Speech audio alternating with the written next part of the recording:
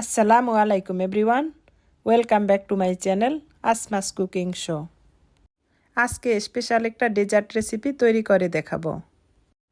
আজকে করব একদম ভিন্ন স্বাদের আর অনেক বেশি মজাদার নোয়াবি সেমাই। নোয়াবি সেমাই সাধারণত 3টি লেয়ারের হয়ে থাকে। উপরে আর নিচে থাকে ক্রিস্পি সেমাইয়ের লেয়ার, আর মাঝখানে থাকে খুবই মজাদার ঘন একটা ক্রিমি লেয়ার। এই কারণে এই সেমাইটা খেতে অনেক বেশি মজা হয়। আশা করি আজকে আপনাদের কাছে আমার এই নোয়াবি সেমাইয়ের রেসিপিটি ভালো লাগবে। তাহলে আর কথা না বাড়িয়ে দেখে নিচ্ছি নোয়াবি সেমাইটা কিভাবে বানাতে হয়। এখানে আমি 1 বাটি লাচ্ছা সেমাই নিয়েছি। সেমাইটাকে আমি হালকা ভেজে নিব। এবার সেমাইটাকে ভাজার জন্য দিয়ে দিব 1 চামচ ঘি। আপনারা চাইলে তৈল অথবা বাটারও ইউজ করতে পারেন। ঘিটা যখন হালকা গরম হয়ে আসবে তখন আমি এখানে দিয়ে দিব সেমাই। সেমাইটা 2-3 মিনিট ভাজার পরে এখন আমি দিয়ে দিব 1/3 কাপ চিনি। এখন এর ভিতরে গুঁড়ো দুধ দিয়ে দিচ্ছি আমি 1/2 কাপ। চিনি আর গুঁড়ো দুধের সঙ্গে এই সেমাইটাকে আমি আরও 2-3 মিনিট ভেজে নেব। যতক্ষণ পর্যন্ত চিনিটা গলে না যায় ততক্ষণ পর্যন্ত আমি সেমাইটা ভেজে নেব। তবে কোনো ভয় নেই, চিনিটা গলে গিয়ে কোনো পানি বের হবে না। যেহেতু সেমাইটাতে গুঁড়ো দুধ দিয়েছি, পুড়ে যাওয়ার সম্ভাবনা অনেক বেশি। তাই কোনোভাবে চুলার হিটটাকে বাড়ানো যাবে না অথবা নাড়াচাড়া বন্ধ করা যাবে না। সেমাইটাকে 2-3 মিনিট ভাজার পরে সেমাইটা ক্রিস্পি আর অনেক বেশি ঝরঝরে হয়েছে। এখন সেমাইটাকে আমি যেই ট্রেতে বসাবো, প্রথম লেয়ারটা আমি সেই ট্রেতে সেট করে নেব। সেমাইটাকে আমি 1 ইঞ্চি পরিমাণ উঁচু করে ট্রেতে সেট করে নেব।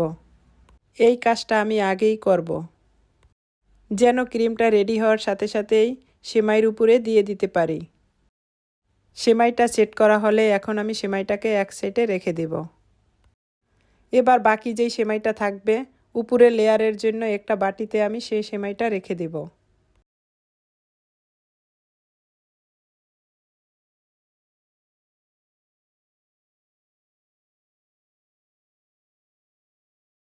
কিছুটা সেমাই আমি হালকা ফুড কালার দিয়ে ভেজে নেব।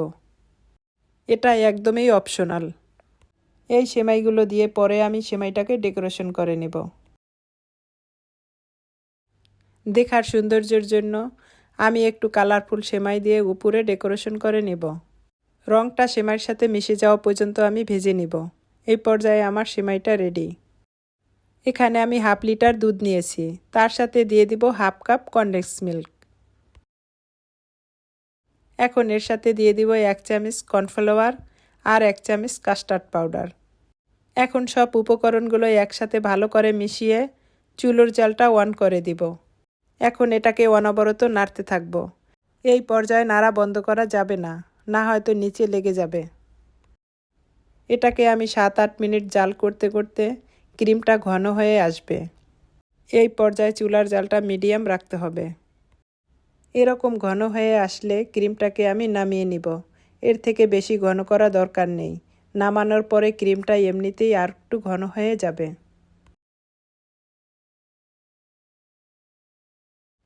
এবার আমি সেমাইটাকে যেই ট্রেতে সেট করে রেখেছি সেই ট্রেতে ক্রিমটাকে ঢেলে দিব।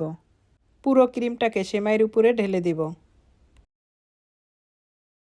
পুরো ক্রিমটা দেওয়া হলে এখন আমি সেমাইয়ের সেকেন্ড লেয়ারটা দিয়ে দিব। সেমাইটাকে আমি এমনভাবে দিব যেন কোথাও কোনো ফাঁকা না থাকে। সব জায়গায় সমানভাবে সেমাইটাকে ছড়িয়ে ছিটিয়ে দিব। গরম ক্রিমের উপরে সেমাইটাকে এভাবেই ছড়িয়ে ছিটিয়ে দিতে হবে, তাহলে সেমাইটা খুব সুন্দরভাবে সেট হবে। আমি যেই কালারফুল সেমাইটা রেখেছি সেই সেমাইটা দিয়ে আমি এভাবে ডেকোরেশন করে নিব। এই কাজটা আপনাদের পছন্দ মতো যে কোনোভাবে ডেকোরেশন করতে পারবেন। আপনারা চাইলে সেমাইটাকে উপরে ছিটিয়ে দিয়েও ডেকোরেশন করে নিতে পারবেন। ডেকোরেশনের জন্য আমি এখানে কিছুটা পিস্তাচিও ও আলমন্ড স্লাইস নিয়েছি। এটাকে উপরে ছিটিয়ে দিয়ে আমি এভাবে ডেকোরেশন করে নেব।